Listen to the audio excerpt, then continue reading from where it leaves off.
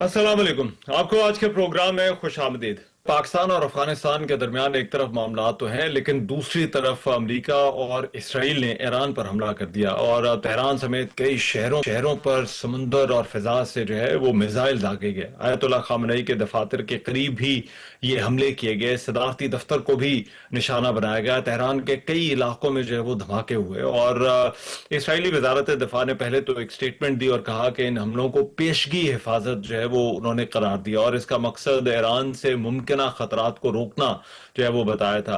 इसके बाद ईरानी रियासती मीडिया ने भी धमाकों की तस्दीक की और कहा कि ये अमेरिका और इसराइल का मुश्तरका हमला है। अमेरिकी सदर डोनाल्ड ट्रंप ने इसके बाद बात करते हुए कहा कि अमेरिका ने ईरान के खिलाफ एक बड़ा ऑपरेशन जो है वो शुरू कर दिया और उन्होंने कहा कि ईरानी खतरा जो है वो खत्म कर रहे हैं और ईरान कभी भी जौहरी हथियार हासिल नहीं कर सकता। लेकिन उसके जवाब में ईरान ने अबू धाबी, बहरीन और कतर के अंदर भी जो है वो मुतादिद मकामात पर जो है वो मिडिल ईस्ट के अंदर जो है वो अपने जवाबी हमले भी जो है वो किए हैं और फतेह खैबर के नाम से जो है वो ऑपरेशन जो है वो शुरू किया है और ये बताया जा रहा है कि इब्तदाई जो हमले हैं वो बैलिस्टिक मिसाइलों से जो है वो किए गए। इसराइल में भी इस वक्त जो है वो फुल अलर्ट है और पूरा जो मिडिल ईस्ट है वो ऐसा लगता है कि एक मरतबा फिर से जो है वो जंग के दहाने पर है। और ईरान और अमेरिका और ईरान और इसराइल के दरमियान इससे पहले भी इसी तरह से जो है वो एपिसोड हो चुकी हैं, लेकिन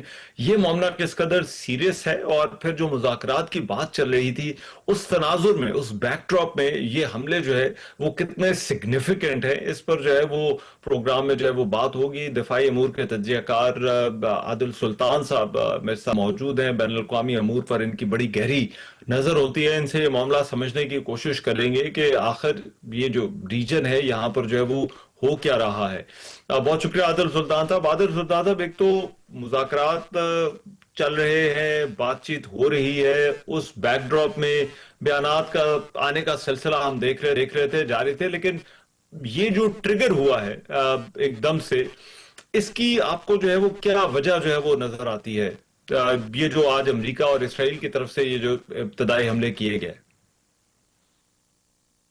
देखिए, इसराइल और यूनाइटेड स्टेट्स ने हमेशा पोजीशन ये ली थी कि ईरान का न्यूक्लियर प्रोग्राम एक खतरा है और उसको एलिमिनेट करना है। तो पिछला जो उन्होंने एक थोड़ा सा जो कॉन्फ्लिक्ट हुआ था उसके बाद क्लेम भी एक किया था कि हमने ईरान के न्यूक्लियर प्रोग्राम को कंप्लीटली एक तरह से डिस्ट्रॉय कर दिया। लेकिन उसके बाद फिर उन्होंने प्रेशर डालना शुरू किया और ईरान को थ्रेट करना शुरू किया।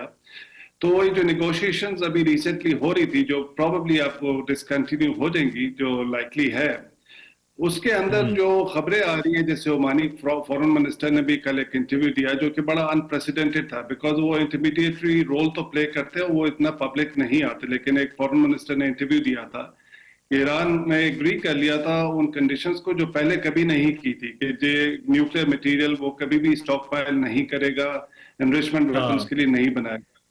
तो जो joint comprehensive plan of action जो पिछला ओबामा एरा का एक न्यूक्लियर डील थी, उससे बियॉन्ड उन्होंने एक तरह से कंसेशन जो है एग्री कर लिए थे। और कॉम्प्रिहेंसिव सेफगार्ड्स वो सब कुछ जो इंस्पेक्शन वगैरह ये कि वो एग्री कर गए थे। अब ये जब इस तरह का एक एग्रीमेंट जा रहा था जो कि काफी पॉजिटिव था, तो फिर एकदम से इसराइल और यूनाइटेड स्टेट्स जो है अटैक कर देते हैं। तो इसका एक ही आप कंक्लूजन निकाल सकते हैं कि it was never about nuclear program. ये रजीम चेंज के लिए ही था, ईरान की रजीम को यहाँ से, अच्छा। क्योंकि जो जी लेकिन आदिल सुल्तान साहब, रजीम चेंज के अलावा एक मकसद दबाव बढ़ाना भी तो हो सकता है। देखिए, जो पहला इस पर बातचीत क्योंकि पहले भी हुई थी, पहले भी ये हमने कई मरतबा सुना, मीडिया रिपोर्ट्स आई कि हमला होने के बहुत करीब था, लेकिन फिर कुछ सिफारतकारी ने और खास तौर पे जो मिडल ईस्टर्न कंट्रीज हैं उनका उन्होंने जोर दिया और फिर अमेरिका या इसराइल दोनों जो है वो बाज रहे। अब आपको लगता है, क्या वजह लगती है कि वो टिपिंग पॉइंट जो था वो क्यों आ गया और क्यों जो है वो इस मर्तबा वो शायद इन्हें रोका ना जा सका?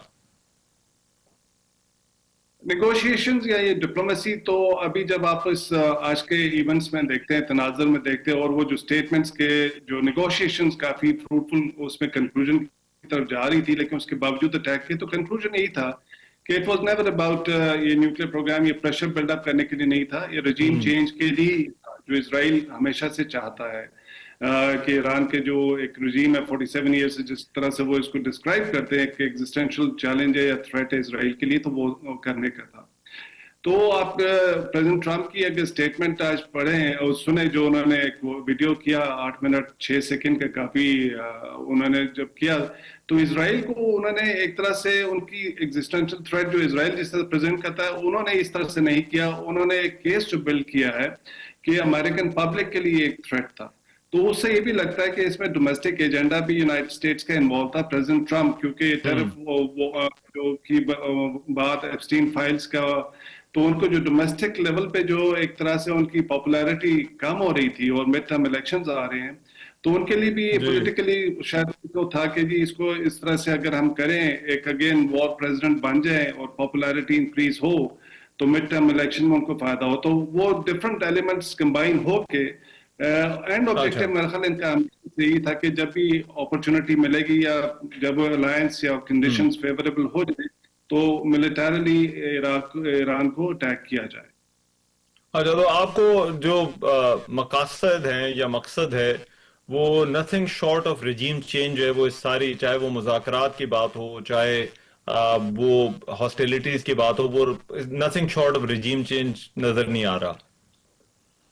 जी बिल्कुल, देखिए इसराइल का एक मेरा ख्याल है जो मोस्ट इंपॉर्टेंट इंटरेस्ट होगा कि ईरान के अंदर फ्रेंडली गवर्नमेंट उनकी आ जाए, जो ऐसी गवर्नमेंट हो जो इसराइल को रिकग्नाइज भी करे। और पिछले दिनों भी जो इवेंट्स हुए ईरान के अंदर, जो आपने देखा था, जो टर्मोइल क्रिएट किया गया और जिस तरह से यूनाइटेड स्टेट्स सपोर्ट कर रहा था, तो एंड ऑब्जेक्टिव उनका यही है। तो it's not about nuclear program, it's not about Iran की मिलिट्री थ्रेट। वो उस रजीम को चेंज करके एक लाइक माइंडेड गवर्नमेंट या अपनी जो लाना चाहते हैं, जो इसराइल के साथ अच्छे रिलेशंस रख सके और ईरान की इसराइल की एग्जिस्टेंस को एक्सेप्ट करे यहाँ पे। राइट, ठीक है। और आदिल सुल्तान साहब, जो इस वक्त पाकिस्तान के लिए, अब क्योंकि एक तरफ अफगानिस्तान वाला भी इशू है, दूसरी तरफ जो है वो ये हमारा ये भी वेस्टर्न बॉर्डर ही है, हमारी, आपको क्या लगता है इस वक्त ईरान के हवाले से? तो हमारी बड़ी एक स्टेटेड पॉलिसी है जो चली आ रही है, हमने बड़ा सक्सेसफुली नेविगेट भी किया है डिप्लोमेसी में। अभी भी आप उसी पॉलिसी की कंटिन्यूएशन ही देखेंगे जो पाकिस्तान के अभी तक ईरान के हवाले से, और ये जो अमेरिका ईरान के मामलात हों या इसराइल ईरान के मामलात हों, उनके हवाले से रही है? चॉइस पाकिस्तान के पास नहीं है। अफगानिस्तान एक टर्मोइल में, परपेचुअल परमानेंट टर्मोइल के अंदर है, और ये रिसेंट जो कॉन्फ्लिक्ट अफगानिस्तान के शुरू हो गया, तो वो तो बड़ा अनस्टेबल हो गया। और ईरान का भी यहाँ पे शुरू हो जाए तो वो पाकिस्तान के लिए काफी उसकी इम्प्लीकेशंस हो सकती हैं। अब प्रॉब्लम ये इस वक्त ये है कि पाकिस्तान, ये जो वॉर अभी शुरू हुई है ईरान की, लाइकली ये है कि ये जल्दी खत्म नहीं होगी, ये प्रोलॉन्ग होगी। उसमें रीजनल कंट्रीज भी बाकी इन्वॉल्व होंगे। रीजनल कंट्री से डिमांड्स की जाएंगी कि जी आप या बेसिस दें या एयर राउट्स दें, हमें जो भी करें ईरान को वो अंडर प्रेशर करने के लिए, उनको अटैक करने के लिए। वो एक बड़ा चैलेंज होगा। पाकिस्तान वो चीज नहीं अफोर्ड कर सकता कि वो ईरान के अगेंस्ट कोई मिलिट्री जो हो रहा हो उसमें कोई अलाय बने यूनाइटेड स्टेट्स का। लेकिन चूंकि आजकल जिस तरह से हमने एक तरह से यूनाइटेड स्टेट्स के हम बहुत क्लोज हुए हैं, तो वो एक डिफिकल्ट डिसीजन भी होगा कि उनको नो किस तरह किया जाए। तो एक फॉरेन पॉलिसी का चैलेंज होगा। इसलिए शायद पाकिस्तान जो है बड़ा एक्टिवली डिप्लोमेटिकली इन्वॉल्व था बिहाइंड द सीन कि किसी तरह से ईरान का इशू जो है डिप्लोमेटिकली रिजॉल्व हो। लेकिन अब चूंकि ब्रेकअप हो चुका हुआ है, अब ये आगे देखना है कि किस तरह से अनफोल्ड होती है चीजें। बिकॉज हमारे कुछ ताल्लुकात या सऊदी अरब के साथ भी हैं, अगर उधर चीजें हिट होती, टारगेट होते हैं, तो फिर जो है कॉन्सिक्वेंसेस पूरे रीजन के लिए होंगी। तो आपको लगता है चैलेंजिंग टाइम्स आर अहेड। बहुत शुक्रिया, आदिल सुल्तान साहब हमारे साथ थे और बात कर रहे थे। प्रोग्राम में एक ब्रेक ले रहा हूँ, वापस आता हूँ इस ब्रेक के बाद।